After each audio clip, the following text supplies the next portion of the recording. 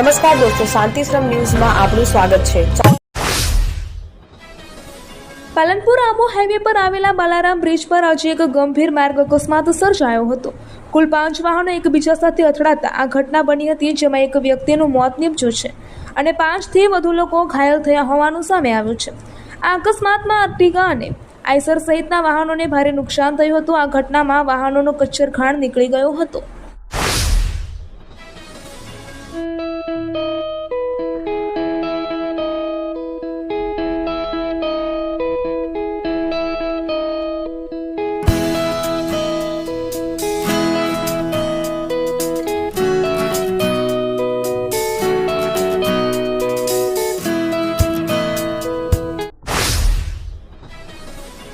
દિયોદર તાલુકાના ફુરણા ગામે બાગાયતી ખેતી દ્વારા તરબૂચના બીજનું સફળ વાવેતર કરવામાં આવ્યું છે।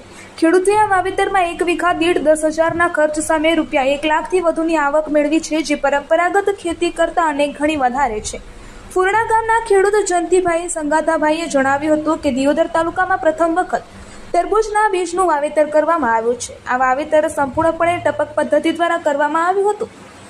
આ પાક 60 થી 75 દિવસમાં તૈયાર થઈ જાય છે, જેના કારણે જમીન ઝડપથી ખાલી થઈ જાય છે।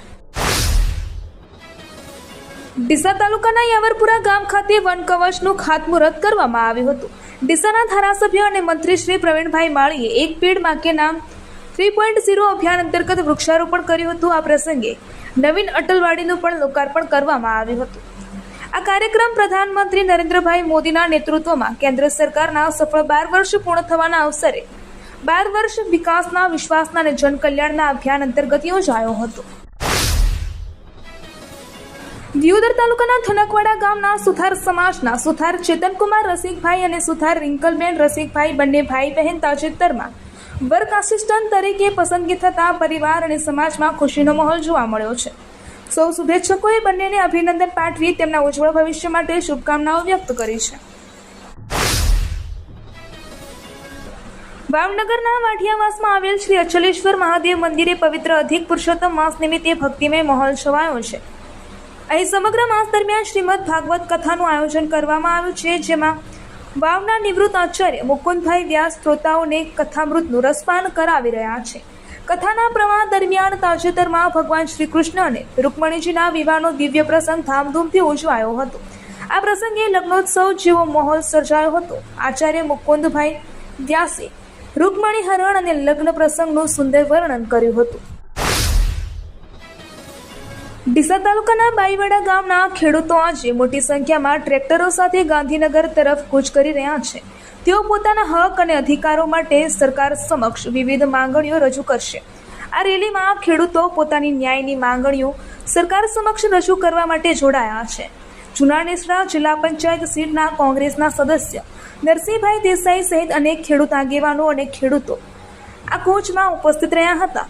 ખેડૂતોના હક માટેના આ સંઘર્ષને વ્યાપક સમર્થન મળી રહ્યું છે। આગામી સમયમાં ગાંધીનગરમાં ખેડૂતો મોટી સંખ્યામાં એકઠા થઈને તેમના પ્રશ્નો અને માંગણીઓ સરકાર સુધી પહોંચાડવાનો પ્રયાસ કરશે। Simco sunlight paints, Simco sunlight paints કવિન સાફ્ટર મશીનથી કલર બનાવનાર નવીન ઘરને સુશોભિત કરવા એકવાર અવશ્ય મુલાકાત લો। Simco sunlight paints, Simco sunlight pants.